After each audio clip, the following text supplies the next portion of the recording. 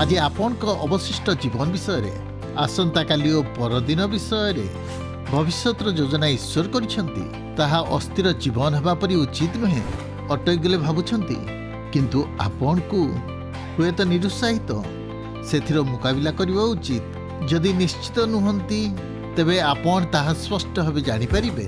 आपण जानती नाही परे कोन किंतु ईश्वर जानती से आपण को कालीर अपेक्षा रे अछंती तेणु से पाद दियंतु और ईश्वर को उपस्थिति और उद्देश्य को आविष्कार करंतु। आज ठारू एई समय आग को बढ़िबार समय आसीछि आमे हमर परिस्थितिर ऊर्ध्व को उठिबा हमर भय को जय करिबा विश्वासर सहित भविष्य को सामना करिबा अतीत को परास्त करिबा महान विषय सबु हासिल करिबार आकांक्षा दाबी करिबा। ईश्वर आम पई आहुरी अधिक किछि रखिचंती। एहा अटकी जिबार समय नुहे एहा आगु को बढ़िबार समय। अमेरिका द्वितीय विश्वयुद्ध में प्रवेश करिबार किछि मास पूर्व अहियर वाल्टर आसिफव नामक जड़े युवा सैनिक DC-2 विमान रे यात्रा करने को लगिले। से और केतक नौसैनिक नियमित भाव पाराचुट्रे तलक उड़ेबा अभ्यास कले। पायलट हैरी जॉनसन नील आकाश उपर को सांडिएगोर विमान चलाइले। विमान 9 जन डेई पड़े तापर विपर्यय घटिला। आसिबाब डेइबा पई द्वार पाखरे ठिया होइथिले। रिपकोड ता धरे लागिगला। तांकर पाराचुट खोलीगला। से रॉकेट परी विमान को बाहरी गले। विमानर पार्श्वरे धक्का हैला ओ 3टी पंजरा हाड़ तांको भांगिला। आसिफव तल भागरे पहुँचवा पूर्वरु तांको अटकई दियागला। तांको पाराचुट विमानर चकरे गुड़े हैला। नौसैनिक देखिले जे विमानर लांज निकटर 15 फुट तले से झुली रहिछंती विपदपूर्ण भावे। संकटापन्न अवस्थारे पाराचुटर छाती और पादपटा भांगी जाइथिला। आसिफव से स्थान रे ओलटा झुली रहिथिले ओ से तळको मुह करी खसी पड़िथिले जहा कष्टकर थिला। तांको ओजन विमान रे अधिक चाप पकाउथिला। जॉनसन को जहाज चलाइबा कष्ट हैला। अन्य पक्षरे जॉनसन रेडियो कांटेक्ट करि पार नथिले। सेमानक निकटरे कि पहुँची पार नथिले। सैनिक आहत और भयभीत होई झुलुथिबा प्रबल पवन विरुद्ध रे आखि बंद करिथिला। हेलमेट रक्त बारुथिला। अटकी थिले। निश्चित भावे मृत्युर सम्मुखीन थिले। एई कहानीर शेषरे कल्पना करंतु जे वाल्टर आसिफव केते असहाय थिले। आपण हुए तो विमान रु खसी झुली नथिबे किंतु आपण को जीवन रे उलट पालट अनुभव थिबो। हुए तो आपण अनुभव करुछन जे दौड़ीर शेष भाग रे अछंती ताहा छिंडी जाई पारे। आपण फसी जाइछंती। नौसैनिक जेपरी अनुभव करथिले सेपरी नुहे किंतु आमे शक्तिहीन अनुभव करू से समय रे आमे निजको स्थाणु बोली भावी थाउ। लेखक सेमानक क्लब बोली भावंती। खेलाड़ी मांदावस्था। अर्थनैतिज्ञ निश्चलता भावंती। पालक कहती क्लांत। संतरणकारी कहती पानी चलवा। गाड़ी चलैवा लोक कहती चक घुरेबा। व्यवसाय माने कहती अलसुआ। वैज्ञानिक कहती जड़ता। अवसर प्राप्त कहती प्रतिदिन शनिवार। नाविक कहती कर्महीन। जीवन में निर्दिष्ट काल असमर्थ अनुभव करी अटकी जाती। आग को बढ़ी पारती नहीं। बाइबल किछि महान चरित्र किछि समय पाई अचल होई जाइथिला। मूसा वर्ष वर्ष धरी मरुभूमिर पछपटे अटकी थिले। किछि समय पाई से अज्ञ थिले। नयमी मोआबरे रही जाइथिले तांको पुओ और स्वामींकर मृत्यु परे। पितर पुनरुत्थान पूर्व शनिवार दिन अंधकार और विषाद रे थिले। प्रेरित जहन पात्मद्वीपरे निर्वासित थिले। एकाकी अनुभव करुथिले। सेवा कार्यरु वंचित होइथिले। तेणु आपण को परिस्थिति किबा आलस्य द्वारा अटकी जाती। सेठारे रहिबाकु ईश्वर चाहती नहीं। ଆମ ସମସ୍ତଙ୍କର ଅସ୍ଥାୟୀ ପର୍ଯ୍ୟାୟ ଅଛି ଯେଉଁଠାରେ ଆମେ ସନ୍ତୁଳିତ କରୁ, ପୁନରୁଦ୍ଧାର କରୁ, ହାସଲ କରୁ। ଆମେ ପୁଣି ଆଗକୁ ଯିବା ଆରମ୍ଭ କରୁ। କାରଣ ଯୀଶୁଙ୍କ ଅନୁସାରେ ଆମମାନେ ସୃଷ୍ଟ ଏଥିପାଇଁ ଆମେ ଫଳପ୍ରଦ, ସମୃଦ୍ଧ, ବର୍ଦ୍ଧନଶୀଳ ଜୀବନ କାଟୁ। ଜହନ 10:10 ଏପରି କହେ, ମୁଁ ଆସିଅଛି ଯେପରି ସେମାନେ ପ୍ରଚୁର ଜୀବନ ପାଆନ୍ତି। ଆପଣ ଅଟକି ପ୍ରଚୁର ଜୀବନ କାଟିପାରିବେ? ଆପଣ ନିରୁତ୍ସାହିତ ଭାବେ ଈଶ୍ୱରଙ୍କ ସେବା କାର୍ଯ୍ୟରେ ଲାଗି ରହିପାରିବେ? ନିଜେ ନିଶ୍ଚଳ ହୋଇ ନିଜକୁ ସମ୍ପୂର୍ଣ୍ଣ ସମର୍ପଣ କରିପାରିବେ ନାହିଁ? ଆପଣ କିପରି ବାଲିବନ୍ଧରୁ ମୁକ୍ତ ହୋଇ ଖୋଲା ଜହ୍ନରେ ବୁଲିପାରିବେ? କିଛି ବିଷୟ ରହିଛି ମୁଁ ଆପଣଙ୍କୁ କହିବାକୁ ଚାହେଁ। ପ୍ରଥମେ ବିଚାର କରନ୍ତୁ ଯାହା ଉତ୍ତମ। ସବୁ ବିଷୟ ସମାନ ରୂପେ ଗୁରୁତ୍ୱପୂର୍ଣ୍ଣ ନୁହେଁ, ସ୍ୱୀକାର କରିବା ଆବଶ୍ୟକ। ପ୍ରତ୍ୟେକ ଭୟପ୍ରାପ୍ତ ବ୍ୟକ୍ତି ସଂଘର୍ଷ କରନ୍ତି। ଆମେ ଉୟୁହୁଙ୍କା ପାଇଁ ବିଚଳିତ ହୋଇଯାଉ, ପର୍ବତ ଚଢ଼ିବାକୁ ସାହସ କରିନଥାଉ। ଆମେ ମନେ ରଖିବାକୁ ହେବ ଯେ ପ୍ରତ୍ୟେକ ଗତିବିଧି ଜରୁରୀ ନୁହେଁ, କି ଅବା ସମସ୍ତ କିଛି ଅନନ୍ତକାଳ ସ୍ଥାୟୀ ନୁହେଁ। ବୀଜ ବୁଣାଳିର ଦୃଷ୍ଟାନ୍ତରେ ଯୀଶୁ କହିଲେ, ଯେ ବାକ୍ୟ ଶୁଣେ ପୁଣି ସାଂସାରିକ ଚିନ୍ତା ଓ ଧନର ମାୟା ବାକ୍ୟକୁ ଚାପି ପକାଏ, ସେ ଫଳହୀନ ହୁଏ। ପୁଣି ସେଇ ଜଣକ ବୁଣାଯାଇଥିବା କଣ୍ଟକମୟ ଭୂମି ସଦୃଶ୍ୟ ହୁଏ, ତାହା ଲେଖାଯାଇଅଛି। ଅନେକ ସମୟରେ ପ୍ରାଧାନ୍ୟତା ଅଭାବରୁ ଆମମାନେ ଆଗକୁ ବଢ଼ିପାରିନଥାଉ। ଆମେ ବିଚାର କରିବାରେ ବିଫଳ ହୋଇଥାଉ ଯେ ଅନ୍ୟ ସବୁ ଗୁରୁତ୍ୱପୂର୍ଣ୍ଣ ଅଟେ। ଆମ ଜୀବନରେ ପ୍ରାଧାନ୍ୟତା ନ ଦେବା ଦ୍ୱାରା ଆମମାନଙ୍କ ଜୀବନରେ ବିଭିନ୍ନ ବିଷୟ ଦ୍ୱାରା ଆମେ ପଙ୍ଗୁ ହଉ। ଆମମାନଙ୍କ ବୋଝ, ବ୍ୟବସାୟ, ବ୍ୟସ୍ତତା ସବୁ କରିବା ପାଇଁ ଚେଷ୍ଟା କରୁ, କିନ୍ତୁ ଶେଷରେ କିଛି କରିପାରିନଥାଉ। ଏହି ସମସ୍ତକୁ ବିଶ୍ଳେଷଣ କରିବାକୁ ଯାଇ ଆପଣଙ୍କର ମନ ସ୍ୱାସ୍ଥ୍ୟ ନଷ୍ଟ ହୁଏ। ତେଣୁ ସର୍ବୋତ୍ତମ ତାହା ଶିକ୍ଷା କରିବାକୁ ଚିନ୍ତା କରିବା ଆବଶ୍ୟକ। ଯାହା ଆପଣଙ୍କୁ ପଥଭ୍ରଷ୍ଟ କରେ ତାକୁ ଭାଙ୍ଗିବାକୁ ଚାହାନ୍ତି। ବାହାରି ଆସିବାକୁ ହେବ ପ୍ରାଧାନ୍ୟତାରୁ। ଦ୍ୱିତୀୟରେ ସ୍ପଷ୍ଟ କରନ୍ତୁ ଯାହା ଉତ୍ତମ। ଥରେ ପ୍ରାଧାନ୍ୟତାର ଗୁରୁତ୍ୱକୁ ବୁଝିବା ପରେ ପରବର୍ତ୍ତୀ ପଦକ୍ଷେପ ହେଲା ନିଶ୍ଚିତ ହେବା ଯେ ଆପଣଙ୍କ ଜୀବନରେ କ'ଣ ସବୁ ଗୁରୁତ୍ୱପୂର୍ଣ୍ଣ ବିଷୟ। ତାହା କରିବାକୁ ଉତ୍ତମତା ବିଷୟରେ ସ୍ପଷ୍ଟ ପଚାରନ୍ତୁ, ଈଶ୍ୱରଙ୍କ ନିମନ୍ତେ କ'ଣ ଗୁରୁତ୍ୱ। ଆପଣଙ୍କ ଜୀବନରେ ଗୁରୁତ୍ୱପୂର୍ଣ୍ଣ କ'ଣ ସେଥିପ୍ରତି ଆପଣ ଦୃଷ୍ଟି ରଖନ୍ତୁ। ଯାହାକୁ ନେଇ ଆପଣ ଆଗକୁ ଯିବେ। ବେଗଶକ୍ତି ସୃଷ୍ଟି, କାର୍ଯ୍ୟକଳାପ ମୂଲ୍ୟାଙ୍କନ, ଅଧିକ ମୂଲ୍ୟବାନ ବିଷୟକୁ ରଖିବାକୁ ଗୌଣ୍ୟ ବିଷୟକୁ ଦୂର କରନ୍ତୁ। ମୁଁ ଆପଣଙ୍କୁ ଏକ ତାଲିକା ଦେବି ଆପଣଙ୍କ ପାଇଁ କ'ଣ ଗୁରୁତ୍ୱପୂର୍ଣ୍ଣ। ମାର୍କ 12 ପର୍ବରେ ଯୀଶୁ 3ଟି ନୀତି ଦେଇଛନ୍ତି ଯାହା ପ୍ରତ୍ୟେକଙ୍କ ପାଇଁ ଗୁରୁତ୍ୱପୂର୍ଣ୍ଣ। ମୁଁ ସେହି ଅଂଶ ପଢ଼ିବି।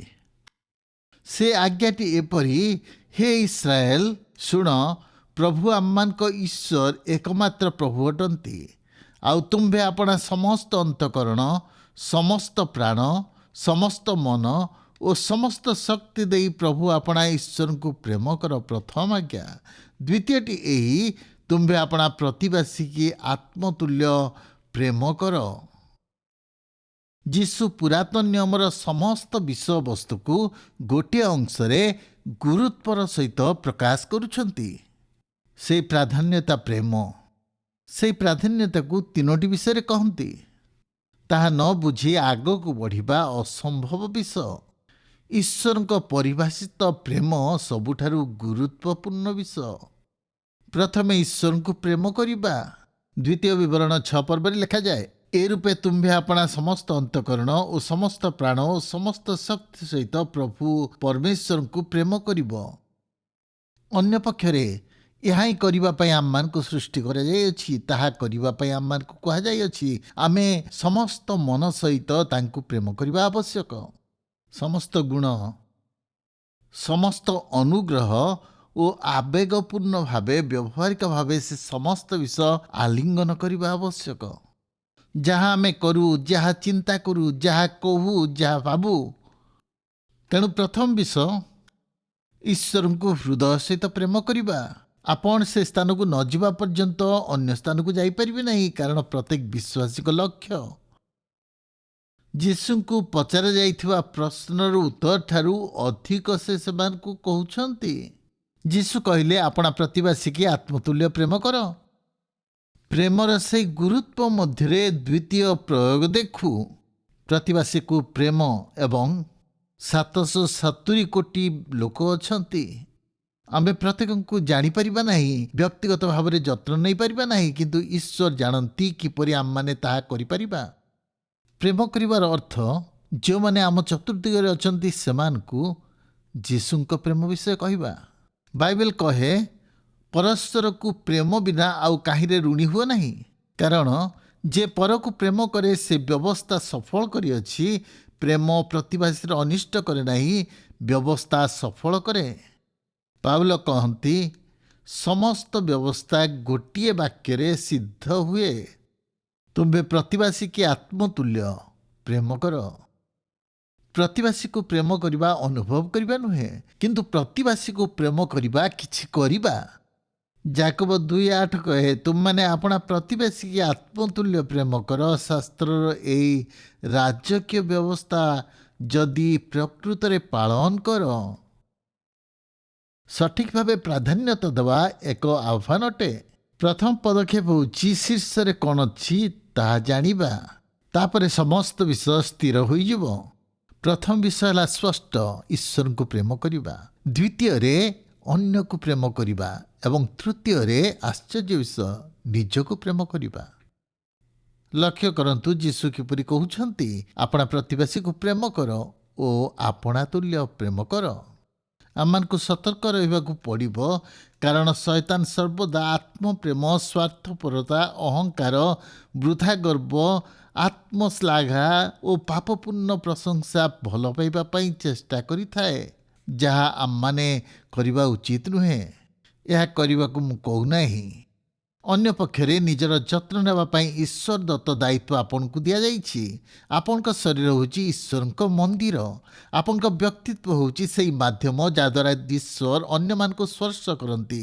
ଯଦି ଆପଣ ଖରାପ କାର୍ଯ୍ୟରେ ପଡ଼ିଯାଆନ୍ତି, ତେବେ ଆପଣଙ୍କ ସହ ଅନ୍ୟମାନେ ଟାଣି ହୋଇଯିବେ। ଯେତେବେଳେ ଆପଣଙ୍କ ପ୍ରାଧାନ୍ୟତା ଈଶ୍ୱର ହୁଅନ୍ତି, ତେବେ 3ଟି ବିଷୟ ଆପଣ ଜାଣିବା ଆବଶ୍ୟକ। ଆପଣ ନିଜର ଯତ୍ନ ନିଅନ୍ତୁ। ମୋର ମନେ ଅଛି, ଯୁବା ପାଳକ ଭାବେ ମୁଁ ଯେତେବେଳେ ମେରୁଦଣ୍ଡର ରୋଗ ଚିକିତ୍ସକ କାର୍ଯ୍ୟାଳୟକୁ ଯାଇଥିଲି, କାନ୍ଥରେ ଲେଖାଥିଲା, ଯେତେବେଳେ ତୁମେ ଏହି ଶରୀରକୁ ଜୀର୍ଣ୍ଣଶୀର୍ଣ୍ଣ କରିଦେବ, ତେବେ ତୁମେ କେଉଁଠି ରହିବ?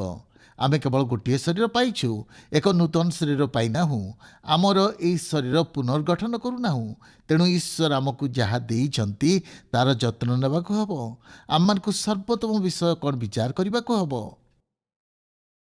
ପ୍ରଥମେ ଉତ୍ତମ ଜାଣିଲା ପରେ ଆପଣଙ୍କୁ ବାଛିବାକୁ ହେବ ଯେ ଆପଣଙ୍କ ଜୀବନର ପ୍ରାଧାନ୍ୟତା କ'ଣ ଅଟେ। ଆପଣ ଯେତେବେଳେ ଆପଣଙ୍କ ଜୀବନର ସର୍ବୋତ୍ତମ ବିଷୟକୁ ସ୍ପଷ୍ଟ ଭାବେ ଜାଣିପାରନ୍ତି, ଆପଣ ସେତେବେଳେ କୌଣସି ବିଷୟକୁ ନାହିଁ କହିବା ଶିଖିବେ ଓ କେତୋଟି ବିଷୟକୁ ହଁ କହିବା ଶିଖିବେ, ଯାହା ଆପଣଙ୍କୁ ଆପଣଙ୍କ ମନୋନୟନରେ ସାହାଯ୍ୟ କରିବ। ପ୍ରଥମେ ଆମର ସୀମାକୁ ଗ୍ରହଣ କରିବାକୁ ହେବ। ଅସ୍ୱୀକାରରେ ବଞ୍ଚିବାରୁ ସାବଧାନ ରୁହନ୍ତୁ। ଅସ୍ୱୀକାରରୁ ବଞ୍ଚିବା ପାଇଁ ଆପଣାକୁ ବାସ୍ତବବାଦୀ ହେବାକୁ ଚେଷ୍ଟା କରନ୍ତୁ। ଈଶ୍ୱର ଦତ୍ତ ସୀମାକୁ ଗ୍ରହଣ କରନ୍ତୁ। ପ୍ରଭୁ ଯୀଶୁ ମଧ୍ୟ ସୀମା ମଧ୍ୟରେ ଥିଲେ। ସର୍ବଶକ୍ତିମାନ ଈଶ୍ୱର ଭାବରେ ଅବଶ୍ୟ ତାଙ୍କର କୌଣସି ସୀମା ନଥିଲା। ସେ ସର୍ବଶକ୍ତିମାନ, ସର୍ବଜ୍ଞ, ସର୍ବପ୍ରେମୀ ଥିଲେ, ଅଛନ୍ତି। ସମଗ୍ର ବିଶ୍ୱ ମଧ୍ୟ ତାଙ୍କୁ ଧାରଣ କରିପାରିବ ନାହିଁ। ତାଙ୍କର ଶକ୍ତି, ପରାକ୍ରମ, ଅନୁଗ୍ରହ ଅମାପ। କିନ୍ତୁ ଯେତେବେଳେ ଈଶ୍ୱରଙ୍କ ପୁତ୍ର ବେଥଲିହେମରେ ମାନବ ଭାବରେ ଜନ୍ମଗ୍ରହଣ କଲେ, ସେ ଗୁହାଳ କୁଣ୍ଡରେ ସୀମିତ ଥିଲେ। ଏକ ଛୋଟ ପାହାଡ଼ିଆ ସହରରେ ବଢ଼ିଥିଲେ। ତାଙ୍କ ଜୀବନର ପ୍ରଥମ 30 ବର୍ଷ କୌଣସି ଆଶ୍ଚର୍ଯ୍ୟ କାର୍ଯ୍ୟ ଉଲ୍ଲେଖ ନାହିଁ। ପିତାମାତାଙ୍କର ବଶୀଭୂତ ଥିଲେ। ଯୀଶୁ ଯେତେବେଳେ ପ୍ରଚାର କାର୍ଯ୍ୟ ଆରମ୍ଭ କଲେ, ଦୂତମାନଙ୍କ ପରି ଗୋଟିଏ ସ୍ଥାନରୁ ଆଉ ଗୋଟିଏ ସ୍ଥାନକୁ ଯାଉନଥିଲେ। ତାଙ୍କର ଘୋଡ଼ା କି ଗଧ ନଥିଲା। କେବଳ ଗୋଟିଏ ଘଟଣା ମଧ୍ୟରେ ମାଥିଉ 8:20 କହିଲେ, କୋକିଶିଆଳିର ଗାତ ଅଛି, ଆକାଶ ପକ୍ଷୀର ବସା ଅଛି, ମାତ୍ର ମନୁଷ୍ୟ ପୁତ୍ରଙ୍କର ମୁଣ୍ଡ ଗୁଞ୍ଜିବାର ସ୍ଥାନ ନାହିଁ। ଯୀଶୁଙ୍କର ସେବା କ୍ଷେତ୍ର এই ପୃଥିବୀରେ ଥିବା ସମୟରେ ଭୂବନ୍ଧ୍ୟ ସାଗର କୂଳରେ ଏକ ଛୋଟ ଅଞ୍ଚଳରେ ସୀମିତ ଥିଲା। ସେ ତାଙ୍କ ସମୟର ବଡ଼ ବଡ଼ ସହରଗୁଡ଼ିକ ଆଥେନ୍ସ, ରୋମ୍, ମିଲନ ଯାଇନଥିଲେ। ଆଲେକ୍ଜାଣ୍ଡ୍ରିଆ ପରିଦର୍ଶନ କରିନଥିଲେ। ତାଙ୍କ ଶିକ୍ଷା ସୀମିତ, ଆୟ ସୀମିତ ଓ କାର୍ଯ୍ୟ ସୀମିତ ଥିଲା। 3 ବର୍ଷ କେବଳ। ତାଙ୍କ ଜାତି ମୁକ୍ତ ନଥିଲା, ରୋମିଓମାନଙ୍କ ଦ୍ୱାରା ଦାଖଲ ଥିଲେ। ଅସୀମ ଈଶ୍ୱରଙ୍କ ପୁତ୍ର ଆର୍ଥିକ ଭାବେ, ଭୌଗୋଳିକ ଭାବେ, କ୍ରମାନୁକ୍ରମିକ ଭାବେ, ରାଜନୈତିକ ଭାବେ ଓ ଶାରୀରିକ ଭାବେ ସୀମିତ ଥିଲେ। ତାପରେ ତାଙ୍କ ସୀମିତତା ଆହୁରି କଠୋର ହେଲା। କ୍ରୁଶ ଉପରେ ତାଙ୍କୁ ସୀମିତ କଲେ। ତାଙ୍କ ହାତରେ ପାଦରେ କଣ୍ଟା ମାରି ତାଙ୍କ ମୁହଁରୁ ରକ୍ତ ବହି ପଡ଼ୁଥିଲା, ତାହା ପୋଛି ପାରିନଥିଲେ। ତଥାପି ତାଙ୍କ ସୀମା ସମଗ୍ର ବିଶ୍ୱ ପକ୍ଷରେ ଲାଭଦାୟକ ହୋଇଥିଲା। କଳ୍ପନା କରନ୍ତୁ, ଆପଣ ଯେଉଁଠାରେ ଅଛନ୍ତି ସେଠାରେ ରହିବା ପାଇଁ ସୀମା କେବେ ମଧ୍ୟ ବାହାନା ନୁହେଁ। ଆପଣଙ୍କର ପ୍ରାଧାନ୍ୟତା ଈଶ୍ୱର ଆପଣଙ୍କୁ ଦେଇଥିବା ଆତ୍ମିକ ଦାନ। ଆପଣଙ୍କ ଜୀବନର ପର୍ଯ୍ୟାୟ ଆପଣଙ୍କ ବ୍ୟକ୍ତିଗତ ତ୍ରୁଟି ଦ୍ୱାରା ନିର୍ଣ୍ଣୟ କରାଯାଏ ନାହିଁ। ନିଜର ସୀମା ବନ୍ଧନକୁ ଗ୍ରହଣ କରନ୍ତୁ। ହୃଦୟଙ୍ଗମ କରନ୍ତୁ ଯେ ଆପଣ ସବୁକିଛି କରିପାରିବେ ନାହିଁ। ଆମ ସମସ୍ତଙ୍କର ସୀମା ଅଛି। ଆମେ ଆଗକୁ ବଢ଼ିବା ପୂର୍ବରୁ, ଏହି ନୀତି ଆମ ଜୀବନରେ କାର୍ଯ୍ୟକାରୀ ହେବା ଦେଖିବା ପୂର୍ବରୁ ନିଜକୁ ସ୍ୱୀକାର କରିବାକୁ ପଡ଼ିବ ଯେ ଆମେ ସୁପରମ୍ୟାନ୍ ନୋହୁଁ। କିଛି ବିଷୟ ଆମ ପାଖରେ ରହିଛି। ଦ୍ୱିତୀୟରେ, ଖରାପ ବିଷୟକୁ ନା କହିବା, ଭଲ ବିଷୟକୁ ନା କହିବା ଏବଂ ସର୍ବୋତ୍ତମ ବିଷୟକୁ ହଁ କହିବା। ସେହି ସାହସ ଆମମାନଙ୍କର ରହିବା ଆବଶ୍ୟକ। ଖରାପକୁ ନାହିଁ, ଭଲକୁ ନାହିଁ, ସର୍ବୋତ୍ତମକୁ ହଁ। ୱାରେନ୍ ବଫେଟ୍ ଏହି ଶିକ୍ଷା ଦିଅନ୍ତି। ଥରେ ଆପଣ ଧ୍ୟାନ ଦିଅନ୍ତୁ, ସେ କହନ୍ତି, ଗୋଟିଏ ବର୍ଷରେ ଆପଣ ଯଦି 25ଟି କାର୍ଯ୍ୟ କରିବା ପାଇଁ ତାଲିକା କରିଛନ୍ତି, ତା ମଧ୍ୟରୁ 5ଟିକୁ ଗୁରୁତ୍ୱ ଦିଅନ୍ତୁ। କ'ଣ ଆପଣ କରିବେ? ବଫେଟ୍ କହନ୍ତି ଯେ ଆପଣଙ୍କ ପାଖରେ 2ଟି ତାଲିକା ରହିଛି। ଆପଣ ବଡ଼ ତାଲିକାକୁ କରିବା ପାଇଁ ସମ୍ଭବପର ହୋଇନପାରନ୍ତି। ଜୀବନରେ ଆଗକୁ ବଢ଼ିବାକୁ ନା ଶବ୍ଦର ସୌନ୍ଦର୍ଯ୍ୟ ଆବିଷ୍କାର କରିବାକୁ ହେବ। କେହି ଜଣେ ମୋତେ ନିକଟରେ କହୁଥିଲେ, ନା ସମ୍ପୂର୍ଣ୍ଣ ଶବ୍ଦ। ସୁନ୍ଦର ଭାବେ ନା କହିବା ସାହସ ଅଟେ। ଏହା ଆମମାନଙ୍କୁ ମୁକ୍ତି କରେ। ତାଙ୍କ ପୁସ୍ତକରେ ହଁ କହିବା ସମୟରେ ଯେତେବେଳେ ନା କହିବା ଶିଖୁ, ମାରିଜା ମନସେ ତାଙ୍କ ପୁସ୍ତକରେ କହନ୍ତି ଯେ ଛୋଟ ବିଷୟକୁ ନା କହିବା ଉତ୍ତମ ବିଷୟ ଅଟେ। ଆମ ମଧ୍ୟରୁ ଅନେକ ଅଧିକତର ହଁ କହିବାକୁ ପସନ୍ଦ କରିଥାଉ, କାରଣ ଆମେ ସର୍ବଦା ଉପଲବ୍ଧ ରହିବାକୁ ଚାହୁଁ। ଆମେ କାହାକୁ ନିରାଶ କରିବାକୁ ଇଚ୍ଛା କରୁନାହୁଁ। ହୁଏତ ଦୋଷୀ ଅନୁଭବ କରୁ, କିଏ ବା ସମ୍ପର୍କ ନଷ୍ଟ କରିବାକୁ ଚାହୁଁନାହୁଁ। ସେଥିର ଫଳ ସ୍ୱରୂପେ ପ୍ରତିବଦ୍ଧ ହେଉ, ଗୁରୁତ୍ୱପୂର୍ଣ୍ଣ ବିଷୟ ପଛରେ ପକାଉ। ସେ ନାହିଁ କହିବା ପାଇଁ ଅନେକ ବିଷୟ କହନ୍ତି। ଯାହା ସୁନ୍ଦର ବିଷୟ ଏଠାରେ କହିବା, କାରଣ ତାହା ଆମ ସମସ୍ତଙ୍କ ପାଇଁ କଠିନ ବିଷୟ ହୋଇଥାଏ। ସେ ଦୃଷ୍ଟାନ୍ତ ଭାବରେ କହନ୍ତି, ମୃଦୁ ଭାବରେ ଆପଣ ନାହିଁ କହିପାରିବେ। ସେ ଏପରି କହନ୍ତି, ଆପଣ ଚେଷ୍ଟା କରିବେ ଯେ ମୁଁ ଦୁଃଖିତ, ଏହି ସମୟରେ ମୁଁ ତାହା କରିପାରିବି ନାହିଁ। ମୋର ବ୍ୟକ୍ତିଗତ ନୀତି ଅଛି। ମୁଁ କରିପାରିବି ବୋଲି ଭାବିପାରୁନାହିଁ। ଯଦି ପରିବର୍ତ୍ତନ ହୁଏ ମୁଁ ଜଣାଇବି। ମନେ ହେଉଛି ଏଇଥରକ ମନା କରିବାକୁ ହେବ। ମୋ କାର୍ଯ୍ୟସୂଚୀରେ ସାମିଲ କରିବି। ତା ଭଲ କାରଣ, କିନ୍ତୁ ଭଲ କାର୍ଯ୍ୟରେ ମୁଁ ସାହାଯ୍ୟ କରୁଛି। ନାହିଁ, ଧନ୍ୟବାଦ। ଏହା କରିବା କଷ୍ଟକର, ଆପଣଙ୍କ ପାଇଁ, ମୋ ପାଇଁ କଷ୍ଟକର। କିନ୍ତୁ ଯଦି ଆଗକୁ ବଢ଼ିବାକୁ ଚାହୁଁ, ତେବେ ଏହି ଚିତ୍ତାକର୍ଷକ ବିଷୟ କରିବାକୁ ହେବ। ଯୀଶୁ ନା କହିଲେ, ସେ ଅନ୍ୟମାନଙ୍କୁ ନା କହିଲେ, ଯେପରି ସେ ଆପଣା ପିତାଙ୍କୁ ହଁ କହିପାରିବେ। ମାଥ୍ୟୁ 16ରେ ଫାରୁସୀ ଓ ସାଦୁକୀମାନେ ଯୀଶୁଙ୍କ ପାଖକୁ ଆସି ଏକ ଚିହ୍ନ ମାଗିଲେ। ସେ କହିଲେ ନାହିଁ। ସେ ଛୋଟିଆ ଉଦାହରଣ ଦେଇ ତାଙ୍କୁ ଛାଡ଼ି ଚାଲିଗଲେ। ମାର୍କ 1:38ରେ ପିତର ଯୀଶୁଙ୍କୁ କଫରନାହୁମ ଯିବାକୁ ଅନୁରୋଧ କଲେ, କାରଣ ସେଠାରେ ଶୁଣିବାକୁ ତାଙ୍କର ଥିଲେ। କିନ୍ତୁ ଯୀଶୁ କହିଲେ, ନା, ଆସ ଆମମାନେ ଅନ୍ୟ ସ୍ଥାନକୁ ଯିବା, କାରଣ ସେହି ଉଦ୍ଦେଶ୍ୟରେ ମୁଁ ଆସିଅଛି। ଲେଖି ରଖନ୍ତୁ, ଆମେ ସବୁକିଛି କରିପାରିବୁ ନାହିଁ, କିନ୍ତୁ ଆମେ ସର୍ବଦା ଈଶ୍ୱରଙ୍କ ଇଚ୍ଛା ପୂରଣ କରିପାରିବା। ଯେତେବେଳେ ଆମେ ଜାଣିଥାଉ ଯେ ତାହା କ'ଣ ଈଶ୍ୱର ଜାଣିଛନ୍ତି, ଆମେ ତାଙ୍କ ଯୋଜନାକୁ ଆମ ଜୀବନରେ ପୂରଣ କରିପାରିବା ଯଦି ଆମେ ଚାହୁଁ। ଯାହା ଉତ୍ତମ ବିଚାର କରନ୍ତୁ, ଉତ୍ତମ ସ୍ପଷ୍ଟ ଭାବେ ଦେଖନ୍ତୁ, ଉତ୍ତମକୁ ମନୋନୀତ କରନ୍ତୁ ଓ ସମର୍ପଣ କରନ୍ତୁ। ମୁଁ ଏହି ସମ୍ବାଦ ସଂକ୍ଷିପ୍ତରେ କହିବାକୁ ଚାହେଁ। ଅଟକି ଗଲାବେଳେ ଆମେ ତାର ସାହାଯ୍ୟ ଖୋଜି ବାହାର କରୁ। ଆମେ ଆଗକୁ ବଢ଼ିବା ସମୟରେ ସ୍ପଷ୍ଟ ହେବା ଆବଶ୍ୟକ ଯେ ପ୍ରଭୁ ଯୀଶୁ ଆମମାନଙ୍କୁ କ'ଣ କହିବାକୁ ଚାହାନ୍ତି ଆଗକୁ ବଢ଼ିବା ସମୟରେ। ସେଇ ବିଷୟକୁ ଚିନ୍ତା କରି ଆମେ କିଛି ବିଷୟକୁ ନାଇଁ କହିବା ଓ ଉତ୍ତମ ବିଷୟକୁ ହଁ କହିବା। ଶେଷରେ ଆପଣଙ୍କୁ କ'ଣ ଉତ୍ତମ ବିଷୟ ତା ଅଭ୍ୟାସ କରିବାକୁ ହେବ। ହିତୋପଦେଶ 23:17 କହେ, ତୁମ୍ଭେ ସମସ୍ତ ଦିନ ସଦାପ୍ରଭୁଙ୍କ ପ୍ରତି ଭୟରେ ଥାଅ, କହନ୍ତି ଆପଣା ନିମନ୍ତେ ସତ୍କର୍ମରେ ଉଦ୍ଯୋଗୀ ନିଜସ୍ୱ ଲୋକ। ମୁଁ ଯାହା ପରାମର୍ଶ ଦେଉଛି ଯଦି ଆପଣ କରିବେ, ଆପଣ ଈଶ୍ୱରଙ୍କ ଆଶୀର୍ବାଦ ପାଇବାର ପଥ ପାଇବେ। ଯଦି ନିରୁତ୍ସାହିତ ପରି ମନେ ହେଲେ ମଧ୍ୟ ଆଗକୁ ବଢ଼ି ଚାଲନ୍ତୁ। ଈଶ୍ୱରଙ୍କ ଉପରେ ସମ୍ପୂର୍ଣ୍ଣ ବିଶ୍ୱାସ ରଖନ୍ତୁ। ସର୍ବୋତ୍ତମ ବିଷୟ ପ୍ରତି ସମର୍ପିତ ହୁଅନ୍ତୁ। ପ୍ରଭୁ ଆପଣଙ୍କୁ ସେ ସବୁରୁ ଦୂରକୁ ନେବେ। ମୁଁ 50 ବର୍ଷ ତଳେ ଏକ ସେବା କାର୍ଯ୍ୟରେ ପ୍ରବେଶ କରିଥିଲି। ଆପଣ ବିଶ୍ୱାସ କରନ୍ତୁ କି ନାହିଁ। ମୁଁ ଫୋର୍ଟ ୱେନ୍ ଇଣ୍ଡିଆନାରେ ଏକ ମଣ୍ଡଳୀ ଆରମ୍ଭ କଲି। 50ତମ ବାର୍ଷିକୀ ପାଳନ ନିମନ୍ତେ ମୁଁ ଯାଇଥିଲି ସେଠାକୁ।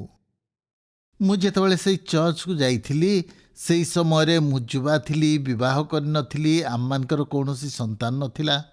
ମୁଁ ଆତ୍ମିକ ଭାବେ ସଫଳ ହେବା ପାଇଁ ଚେଷ୍ଟା କରୁନଥିଲି କିମ୍ବା ବିଫଳ ହେବାକୁ ଚାହୁଁନଥିଲି। ମୁଁ ପାଗଳ ପରି ଥିଲି। ମୋର ବନ୍ଧୁମାନେ ଜାଣିଥିଲେ ଯେ ମୁଁ ପୋର୍ଟୱାନ୍ ଯାଇଥିଲି ଓ ସେଠାରେ ଏକ ମଣ୍ଡଳୀ ଆରମ୍ଭ କରିବାକୁ ଯାଇଥିଲି। ମୁଁ ଚାହୁଁଥିଲି ଯେ ଏପରି ସମ୍ବାଦ ପ୍ରକାଶ ନ ପାଉ। ମୁଁ ସେମାନଙ୍କୁ ପ୍ରମାଣ କରିବାକୁ ଚାହୁଁଥିଲି ଯେ ମୁଁ ମଣ୍ଡଳୀ ଆରମ୍ଭ କରିବି। ମୁଁ ପ୍ରତ୍ୟେକ ଖାଲି ସମୟରେ ବାହାରକୁ ଯାଉଥିଲି।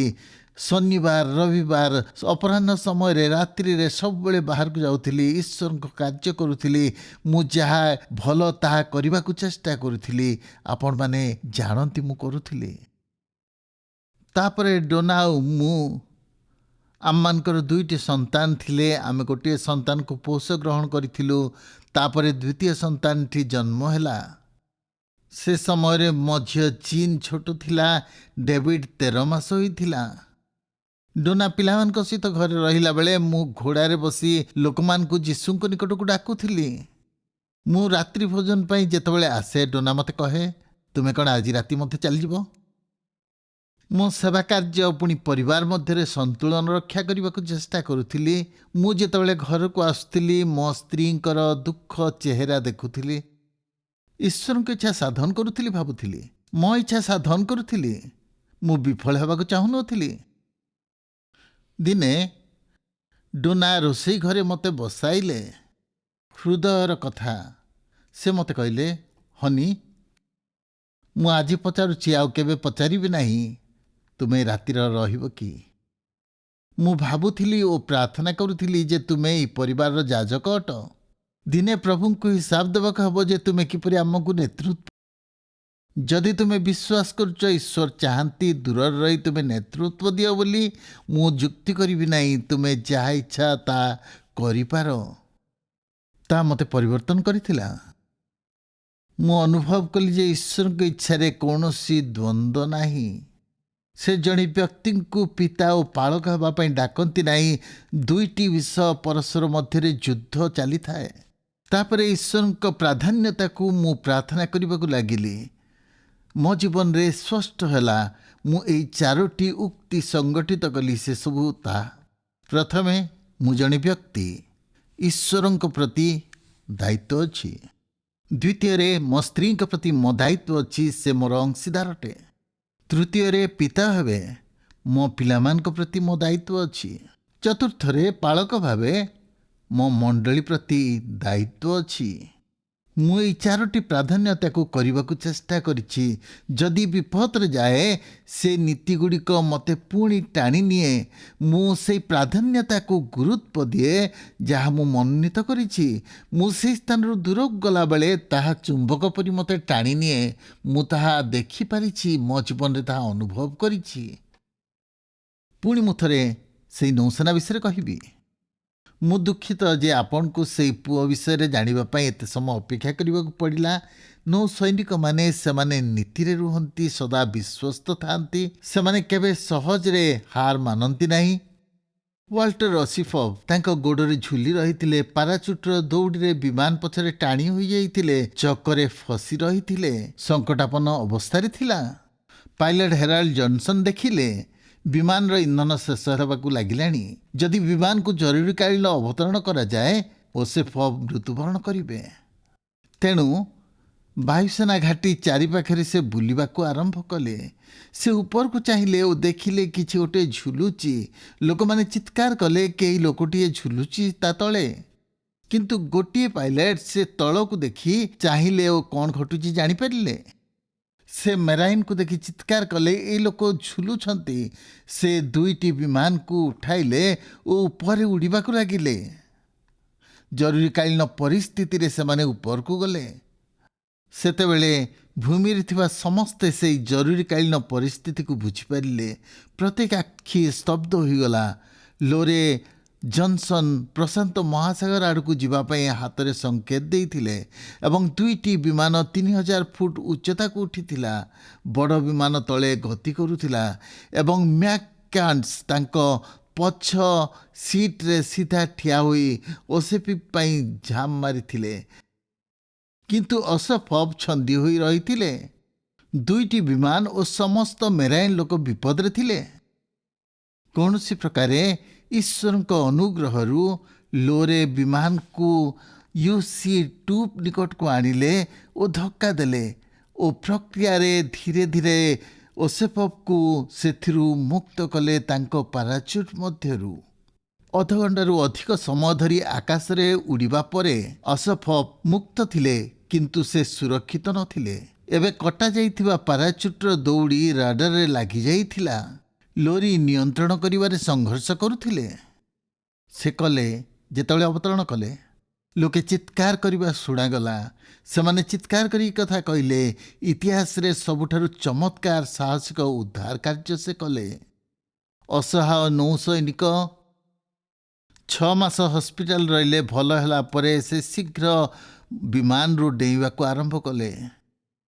ଭଲ ହେଲା। ଆପଣ ଅନେକ ଦିନରୁ ଝୁଲିଛନ୍ତି।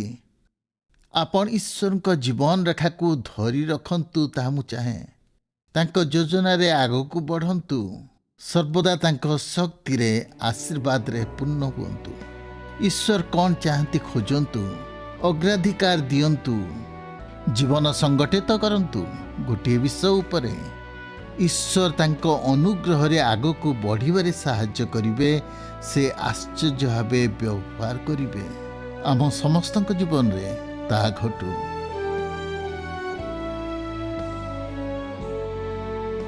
ଦିଗ ପରିବର୍ତ୍ତନ କାର୍ଯ୍ୟକ୍ରମରେ ଯୋଗ ଦେଇଥିବାରୁ ଧନ୍ୟବାଦ। ଯେତେ ଈଶ୍ୱରଙ୍କ ବାକ୍ୟ ଅଧ୍ୟୟନ କରିବା ସେତିକି ବୁଝିପାରିବା। ଆମ ପ୍ରେମିକ ପିତା ଇଚ୍ଛା କରନ୍ତି ଯେ ବ୍ୟକ୍ତିଗତ ସମ୍ପର୍କ ଆମ ସହିତ ରଖିବା ପାଇଁ। ଯଦି ଆପଣ ସେହି ସମ୍ପର୍କ ରଖିବାକୁ ଚାହାନ୍ତି, ତାଙ୍କ ସହିତ ଅନନ୍ତକାଳ ରହିବାକୁ ଚାହାନ୍ତି, ତେବେ ଆପଣ ଆପଣଙ୍କ ପାପରୁ ଅନୁତାପ କରି ଯୀଶୁଖ୍ରୀଷ୍ଟଙ୍କୁ କୁହନ୍ତୁ ପ୍ରଭୁ ଓ ତ୍ରାଣକର୍ତ୍ତା ହେବା ପାଇଁ। ଯଦି ବିଶ୍ୱାସର ପଦକ୍ଷେପ ନେଇଛନ୍ତି, ଆପଣଙ୍କ ନିଷ୍ପତ୍ତି ଅନ୍ୟ ବିଶ୍ୱାସୀମାନଙ୍କୁ କୁହନ୍ତୁ। ଭରସାଯୋଗ୍ୟ ସେବା କାର୍ଯ୍ୟ, ସ୍ଥାନୀୟ ମଣ୍ଡଳୀ ଏବଂ ଆପଣ ବିଶ୍ୱାସରେ ବୃଦ୍ଧି ପାଆନ୍ତୁ। ଆଶୀର୍ବାଦ କରନ୍ତୁ। ପରବର୍ତ୍ତୀ କାର୍ଯ୍ୟକ୍ରମରେ ସାକ୍ଷାତ ହେବ ଦିଗ ପରିବର୍ତ୍ତନ କାର୍ଯ୍ୟକ୍ରମରେ।